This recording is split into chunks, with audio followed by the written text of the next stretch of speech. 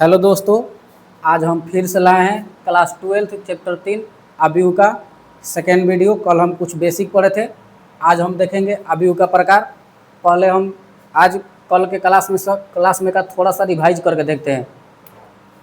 ठीक है, देखिए हम कल क्या पढ़े थे। जैसे मान लीजिए यह एक अवयव है, ए बराबर 2 1 7 3 1 5 4 2 6। ठीक है, मान लीजिए एक अवयव है। अब आप बताइए इसमें कि पंक्ति कितना है, क्योंकि कल हम पंक्ति पढ़ चुके हैं। पंक्ति की संख्या, ठीक है। और हम क्या पढ़े थे कल? स्तंभ की संख्या, स्तंभ की संख्या। और क्या पढ़े थे? कोटि, ठीक है। और अवयव की संख्या, अवयव की संख्या। ठीक है, बताइए।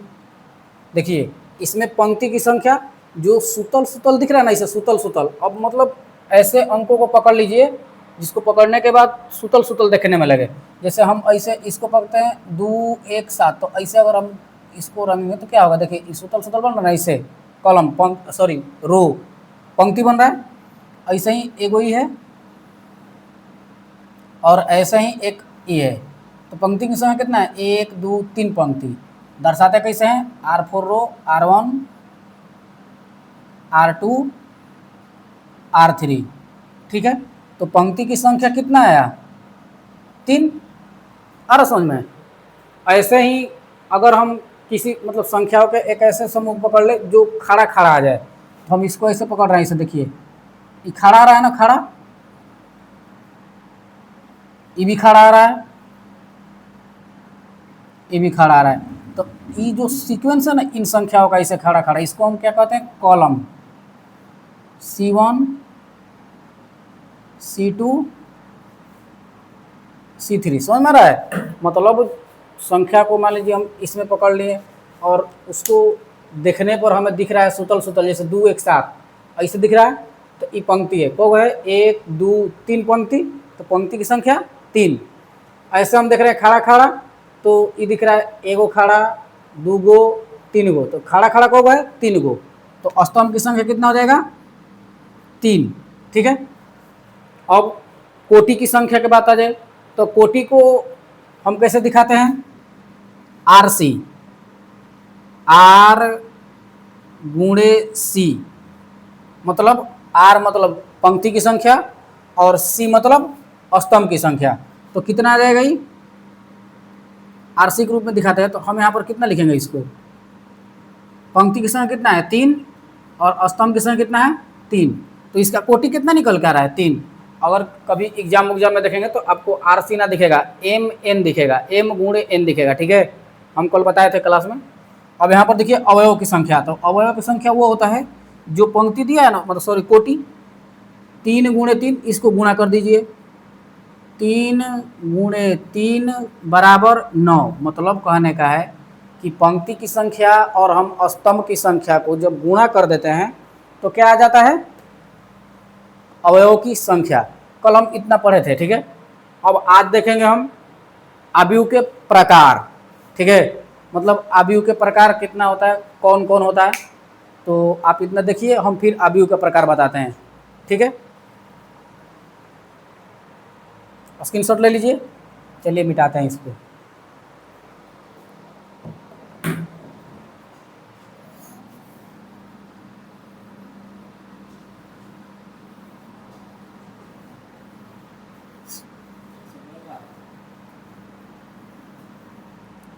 फोन नंबर, ठीक है। तो यहाँ पर हम देखेंगे अवयव के प्रकार।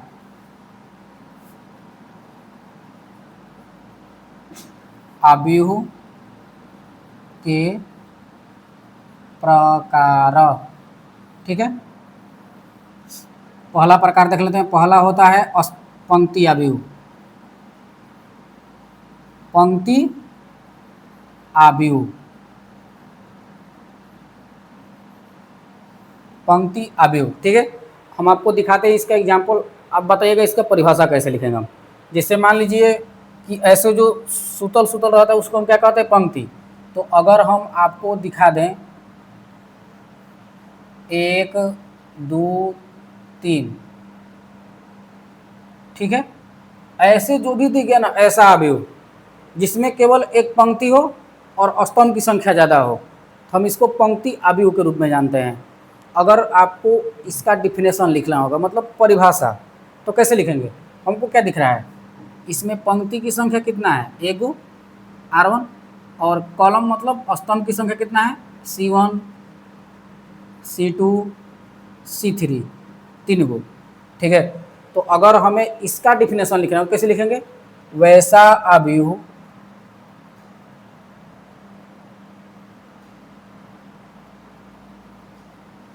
वैसा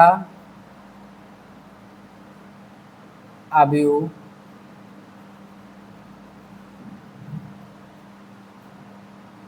जिसमें जिसमें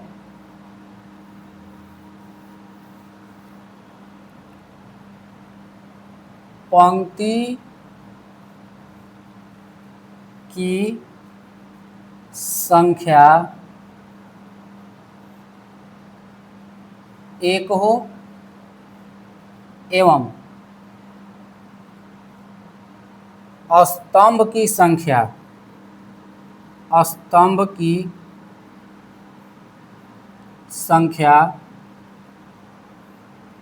एक से अधिक हो।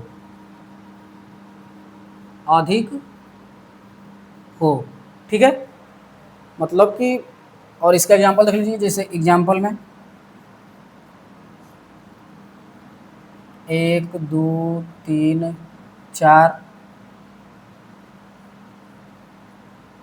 देखिए इसमें पंक्ति को गए ऐसे एगो और स्तंभ को गए 1 2 3 4 स्तंभ, मतलब कि R कितना है यहाँ पर, एगो, और ई C1 C2 C3 C4। तो वैसा आव्यूह जिसमें पंक्ति की संख्या एक हो और स्तंभ की संख्या एक से अधिक हो, उसे हम क्या कहते हैं, पंक्ति आव्यूह। ठीक है, जैसे एक और एग्जांपल देख लीजिए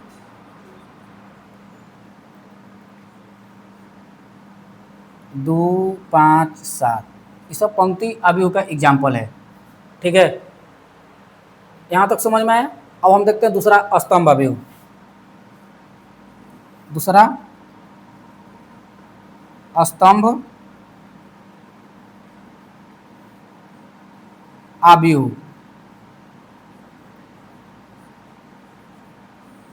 ठीक है, अब स्तंभ आव्यूह कहने का मतलब कि जिसमें स्तंभ की संख्या केवल एक हो और पंक्ति की संख्या ज़्यादा होना चाहिए, मतलब एक से अधिक, केवल एक ना होना चाहिए।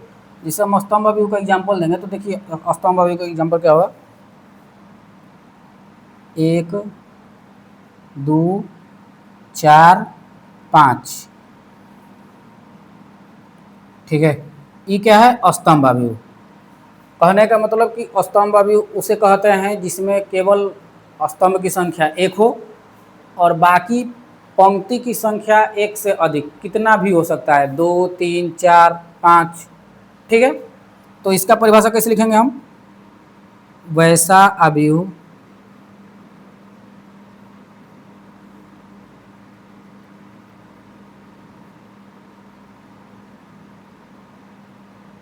या इसको लिख लो, वह आव्यूह जो, ये भी ठीक है, वैसा आव्यूह जिसमें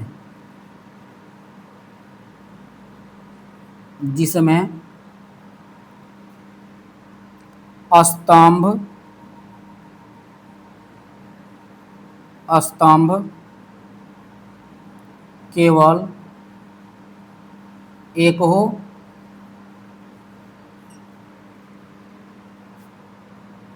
एवं पंक्ति की संख्या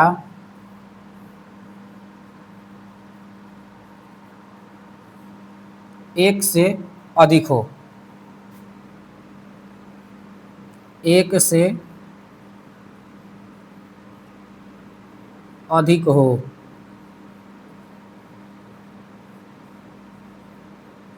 ठीक है, आ रहा समझ में? मतलब पंक्ति अवयव हम उसे कहते हैं जिसमें केवल पंक्ति की संख्या एक हो और स्तंभ की संख्या ज़्यादा हो। स्तंभ अवयव हम उसे कहते हैं जिसमें स्तंभ की संख्या एक हो और पंक्ति की संख्या एक से अधिक हो। देखिए यहाँ पर स्तंभ केवल एक है और पंक्ति की संख्या एक, दो, तीन ऐसे दिखाते थे। देखिए पंक्ति की संख्या एक, R1, R2, R3 और R4। ठीक है, और सी में केवल एक है। आ रहा समझ में? तो देखिए, और हम इसको मिटा के फिर से अगले प्रकार लिखेंगे। स्क्रीनशॉट ले लीजिए इसका।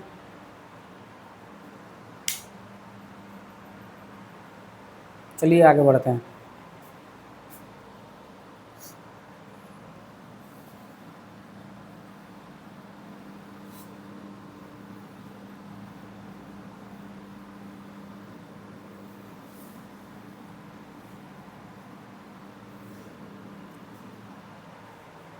देखते हैं तीसरा प्रकार। तीसरा प्रकार होता है एकल अवयव। एकल अवयव। ठीक है, एकल अवयव मतलब वह अवयव जिसमें स्तंभ एवं पंक्ति दोनों की संख्या एक हो। जैसे मान लीजिए किसी भी अवयव में केवल अवयव की संख्या एक होना चाहिए। जैसे मान लीजिए ई दो, तो ई क्या है? एक प्रकार का एकल अवयव। पंक्ति भी एक है और स्तंभ भी एक है। ठीक है, तो यहाँ पर लिख लो वैसा अवयव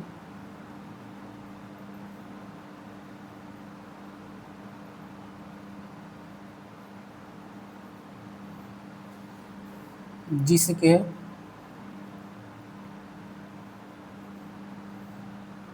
स्तंभ एवं पंक्ति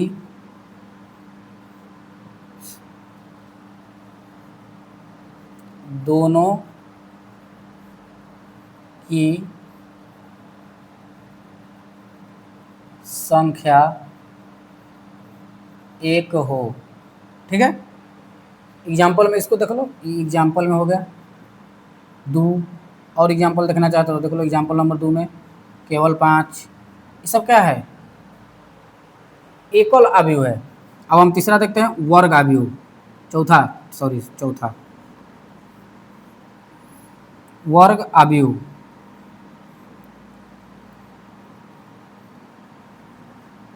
वर्ग अवयव। ठीक है, वर्ग अवयव को तो आप लोग मतलब पहले से भी जानते हैं कि वर्ग क्या होता है। वर्ग का मतलब क्या होता है? वर्ग मतलब जिसके चारों भुजाएं बराबर हो। चारों भुजाएं बराबर कहने का मतलब ये एक प्रकार का क्या वर्ग है जिसमें हम चारों भुजाओं को बराबर दिखा दिए। अगर इधर 10 है तो इधर भी 10 होगा, इधर 10 है तो इधर भी 10 होगा। हमारा कहने का मतलब है कि अगर ऐसे ऐसे खड़ा खड़ा लाइनिंग में 10 अवयव है तो सुतल सुतल लाइनिंग में भी 10 अवयव होगा। समझ में आ रहा है? अगर हम इसको अवयव के रूप में देखेंगे तो ये जो यहाँ पर हम वर्ग को जो दर्शा रहा है ये क्या होगा? ये स्तंभ को दिखाएगा और ये जो सुतल सुतल है क्या दिखाएगा? पंक्ति को। ठीक है, तो वर्ग अवयव का मतलब होता है जिसमें पंक्ति और स्तंभ दोनों की संख्या बराबर हो जाए तो हम उसे वर्ग अवयव कहते हैं। वैसा अवयव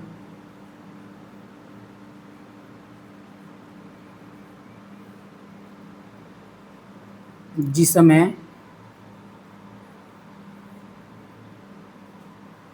पंक्ति तथा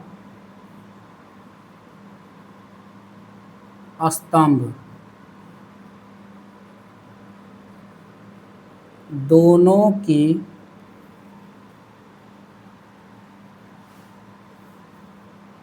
स्तंभ की संख्या बराबर हो। ठीक है, जैसे एग्जाम्पल देख लीजिए, ऐसे एनसीईआरटी में सबका डिफिनेशन दिया रहता है। जैसे मान लीजिए हम यहाँ पर लिख दिए 1 2 3 5 7 6 1 0 4 1 2 4। ठीक है, तो आप यहाँ से देखेंगे तो स्तंभ की संख्या एक, हाँ स्तंभ की संख्या 1 2 3, मतलब खड़ा खड़ा कई को दिख रहा है, 3 गो। ठीक है, और ऐसे सूतल सूतल को दिख रहा है 1 गो 2 गो 3 गो।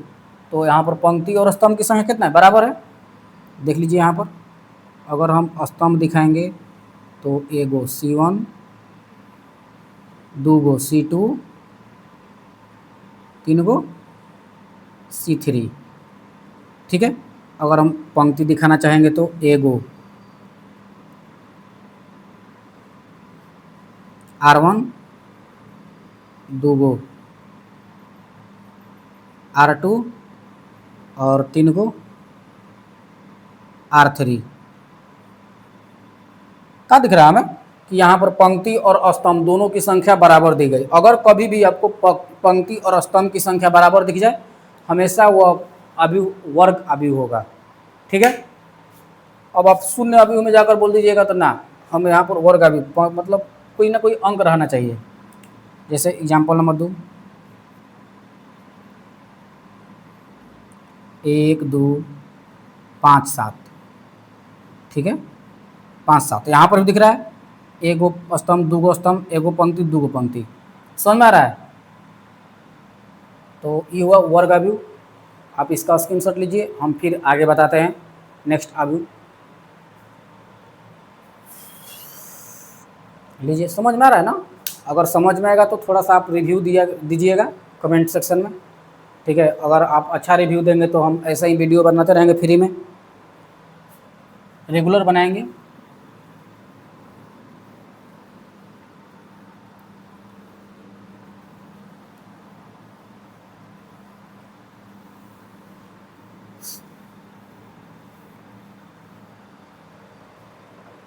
अब देखते हैं हम विकर्ण अभिव। कितना बता दिए थे, 4, तो 5 नंबर पाएगा विकर्ण अभिव। विकर्ण अभिव। अब विकर्ण क्या होता है, विकर्ण तो हम लोग शुरू से ही पढ़ रहे हैं कि विकर्ण क्या होता है। जैसे मान लीजिए हम एक वर्ग बना दीजिए, ये वर्ग का बन गई हो, एक प्रकार का ये एक चतुर्भुज है मान लो। इसमें विकर्ण कौन कौन होता है, एक ईभी विकर्ण है, एक ईभी विकर्ण है। अब अभिव में हम किसको विकर्ण माने, तो ध्यान दीजिएगा, इधर से जो इधर आ रहा है ना, इधर से इधर, मतलब कहे के है कि ये होता है दायां और ये होता है बाएं, मतलब बाएं से दाएं जो जा रहा है विकर्ण, वो होता है विकर्ण अभिव। फिक्स है, इसमें जब भी होगा विकर्ण ये होगा, याद रखिएगा, ई नहीं होगा। ठीक है, और समझ में, जो बायां से दायां जा रहा है वो क्या होगा, विकर्ण अभिव। जैसे मान लीजिए हम एक अभिव लिखें 1 2 5 7, तो इसका विकर्ण कौन होगा, विकर्ण ई ना होगा, ई होगा विकर्ण। क्या होता है, बाएं से दाएं या दाएं से बाएं, मतलब सॉरी, जो ऊपर से नीचे आएंगे तो बाएं से दाएं। ठीक है, या देख लीजिए ध्यान से, इधर वाला इस साइड वाला जो होता है ना, ये विकर्ण होता है। अभिव के लिए विकर्ण का काम ये करेगा। ठीक है, तो अगर विकर्ण अभिव का हम डिफिनेशन लिखना चाहेंगे तो इसका परिभाषा देखिए, विकर्ण अभिव होता कैसा है, दिखता कैसा है। देख लीजिए विकर्ण अभिव ये ऐसा दिखता है, 2 0 0 0 3 5 0 0 4, सॉरी 0। अब यहाँ पर दिख रहा है ई विकर्ण का काम कर रहा है। क्या काम कर रहा है, विकर्ण का। ऐसा एकदम डिट्टो चेहरा दिखेगा आपको, यहाँ पर अंक बदला रहेगा, बाकी ई सेम रहेगा। यहाँ पर अंक बदलेगा कोई दिक्कत नहीं, लेकिन ई सेम रहेगा। अब विकर्ण अभिव, सॉरी गलती हो जाएगा, अब विकर्ण अभिव में, हाँ ठीक है ना, ठीक है। तो विकर्ण अभिव का अर्थ होता है कि वैसा अभिव जो, मतलब जिसमें विकर्ण में कुछ ना कुछ मान दिया रहेगा, बाकी सभी अवयव जीरो होंगे। ठीक है, मतलब वह अवयव जिसका विकर्ण अशून्य हो। अशून्य कहने का मतलब यहाँ पर शून्य ना रहेगा, कुछ ना कुछ मान 1 2 3 4 5 2 3 4 कुछ दिया रहेगा। अब जो इसके अलावा जो अवयव है सब शून्य रहेगा, उसी को हम विकर्ण अवयव कहते हैं। एनसीईआरटी में भी इसका डिफिनेशन दिया है। ठीक है, तो देखिए, वैसा अवयव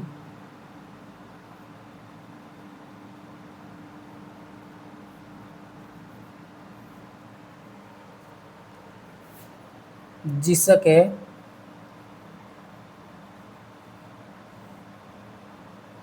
विकर्ण के अवयव अवयव अवयव अवयव अशून्य हो। अशून्य कहने का मतलब शून्य नहीं होना चाहिए, अशून्य हो।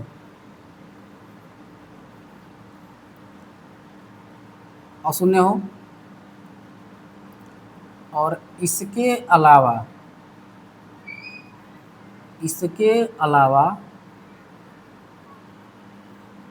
सभी अवयव शून्य हो। सभी अवयव शून्य हो। शून्य हो। ठीक है, समझ में आ रहा है? मतलब हमारे कहने का मतलब है, एग्जाम्पल से देखिए, समझिए कि अगर विकर्ण अवयव आपको कोई बनाने को बोल दे, तो आप इसमें एक देख लीजिएगा विकर्ण जिसके सभी अवयव को शून्य। तो विकर्ण में क्या आता है, यहाँ पर कुछ आएगा 1, ये दोनों जीरो, यहाँ पर जीरो, और यहाँ पर मान लीजिए 5 जीरो, ई जीरो और यहाँ पर 4। इसके विकर्ण देखिए, विकर्ण में कुछ ना कुछ मान दिख रहा है, विकर्ण शून्य है ना, और बाकी सब अवयव शून्य है। तो ये क्या है, एक प्रकार का विकर्ण अवयव। जैसे मान लीजिए एक और हम बना के दिखाते हैं, 1 0 0 2, ये क्या है, विकर्ण अवयव, क्योंकि विकर्ण में मान दिख रहा है। समझ में आ रहा है? अब आगे नेक्स्ट देखते हैं, पांचवा तो हो ही गया। 6 नंबर, 6 नंबर, और 6 नंबर आएगा, क्या कहते हैं, अदिश अवयव।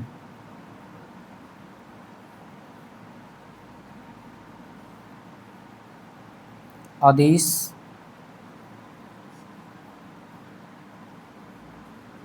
अवयव। ठीक है, अदिश अवयव।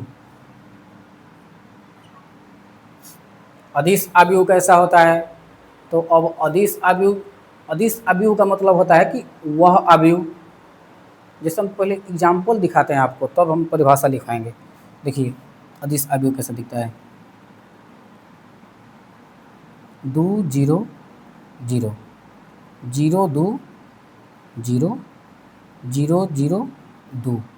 अब यहाँ से क्या समझ में आ रहा है, देखिए ये विकर्ण जो है ना, विकर्ण का मान समान है, बाकी सभी अवयव जीरो। ठीक है, वैसे ही एक और देख लीजिए, जैसे आपको दिख जाए रूट में 2 0 0 0 रूट 2 0 0 0 रूट 2। इसका मतलब क्या दिख रहा है आपको कि ये जो विकर्ण हम बना रहे हैं, इसका प्रत्येक अवयव समान है और बाकी सभी शून्य है। समझ में आ रहा है? तो इसका डिफिनेशन क्या बनेगा, वैसा अवयव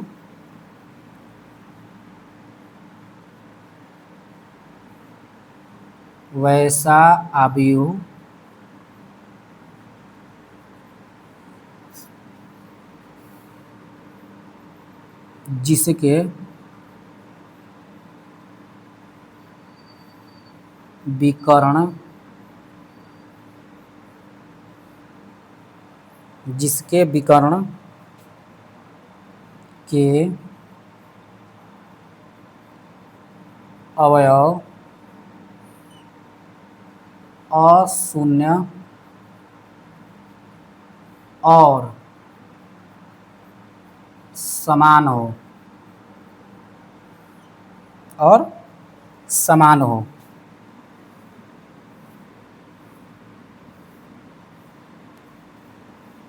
समान हो,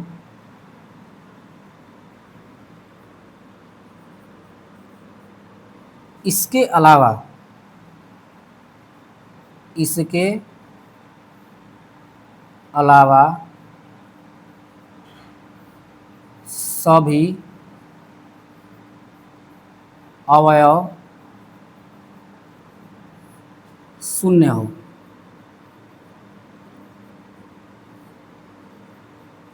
शून्य हो, ठीक है। आप इसका, सॉरी, आप इसका एग्जाम्पल देख लीजिए, नीचे दिख रहा है एग्जाम्पल में 2 0 0 0 2 0 0 2 0 0 0 2। इसका विकर्ण में क्या है, एक तो मान अशून्य है, बराबर भी है, तो क्या होगा, ये अदिश अवयव कहलाएगा। ठीक है, समझ में आ रहा है? तो आप इसको देखिए और इसका स्क्रीनशॉट लीजिए। ठीक है,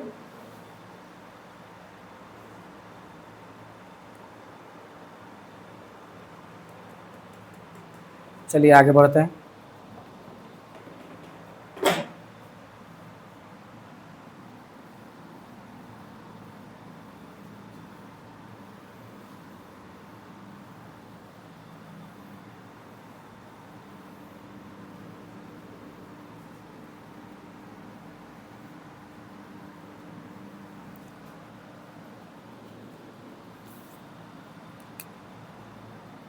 सात नंबर पर आएगा तत्समक अवयव।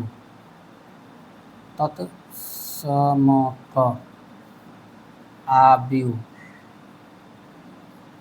इसको आइडेंटिटी मैट्रिक्स भी कहते हैं, एनसीईआरटी में दिया है इंग्लिश में इसका आइडेंटिटी मैट्रिक्स।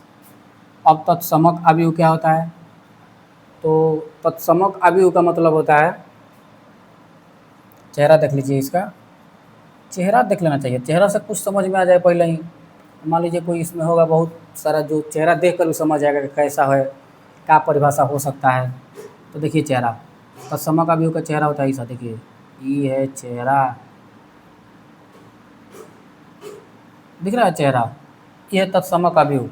अब आपको इसमें क्या दिख रहा है, इसके जो विकर्ण है, इसके मान केवल एक रहेगा, मतलब विकर्ण के जो भी अवयव रहेंगे केवल एक ही रहेंगे, एक के अलावा कुछ रह ही ना सकता है, एक एक एक। ठीक है, आ रहा समझ में? तो इसका डिफिनेशन कैसे लिखेंगे, वैसा अवयव जिसके विकर्ण, सॉरी, जिसके विकर्ण के अवयव एक हो। ठीक है, जिसके विकर्ण के अवयव एक हो तो उसे हम क्या कहेंगे, तत्समक अवयव। मतलब इसके अलावा जीरो हो, जैसे वैसा अवयव जिसके विकर्ण के अवयव केवल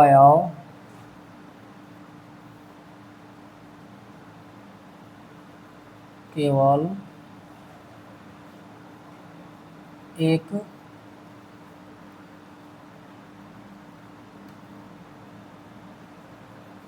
हो, बाकी सभी अवयव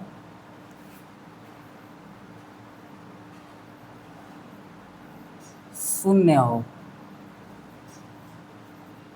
देख लेते हैं, वैसा अवयव जिसके विकर्ण के अवयव केवल एक हो, बाकी शून्य हो, केवल हटा देते हैं, जिसके विकर्ण के अवयव एक हो, बाकी सभी शून्य हो, बाकी सभी अवयव शून्य हो।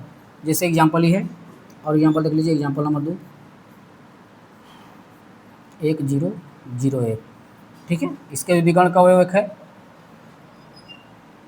अब आते हैं 8 नंबर पर, ये आगे पीछे लगता है लिखा गया, शून्य अवयव पहले लिखना चाहिए था। शून्य अवयव,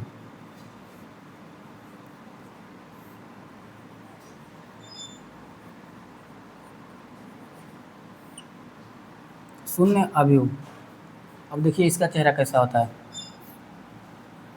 मान लीजिए अवयव है 0 0 0, ये होता है अवयव, शून्य अवयव। तो इसमें क्या दिख रहा है हमें कि वैसा अवयव जिसके प्रत्येक अवयव शून्य हो। देखिए वैसा अवयव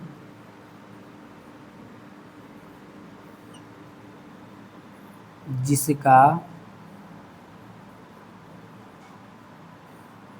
प्रत्येक अवयव शून्य हो, शून्य हो, क्या कहते हैं? अच्छा, अवयव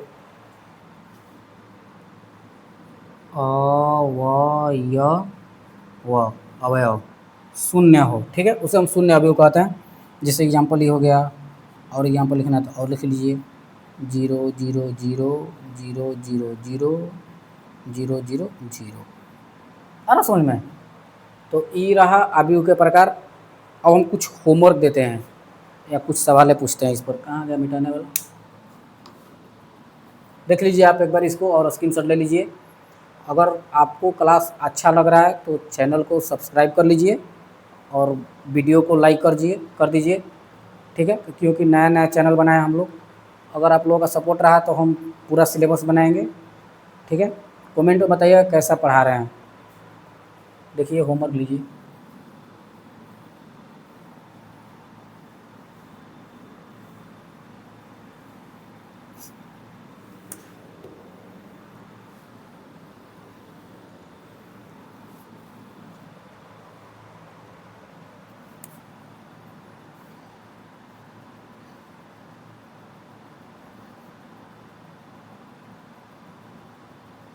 कमेंट में बात बताइएगा। पहला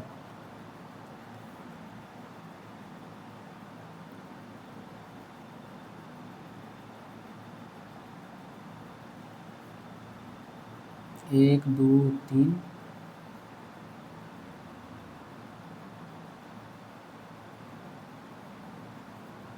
अवयव का नाम बताना है, ठीक है। 5 7 6 कल का क्लास देख लीजिएगा जो ना देखा होगा। 3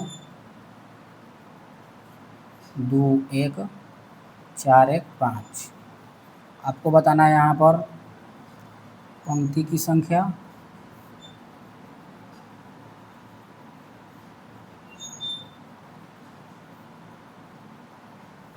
स्तंभ की संख्या,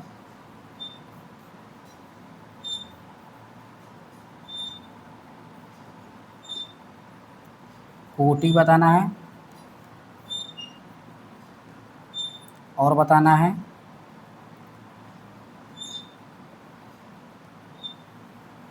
A33 का नाम, मतलब कौन आएगा? A12 पर कौन है, ठीक है। और एक ले लीजिए,